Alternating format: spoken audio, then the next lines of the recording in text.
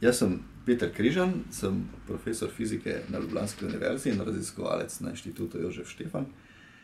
Trenutno sedimo v moji pisarni, kjer poteka en del priprav na poskus, ki ga sodelavci gradimo v Tsukubi na Japonskem.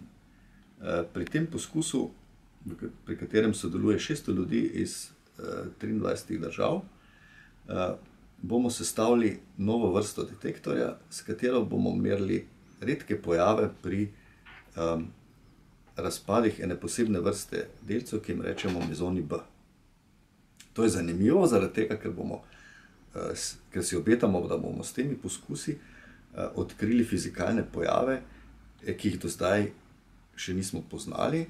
Med drugim upamo, da bomo preko teh poskusov prišli do razumevanja, kaj je pravzaprav temna snov.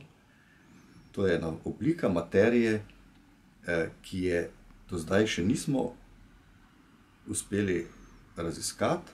Vemo pa, da obstaja, zato ker je njeno delovanje razvidno med drugim iz tega, kako se galaksije vrtijo.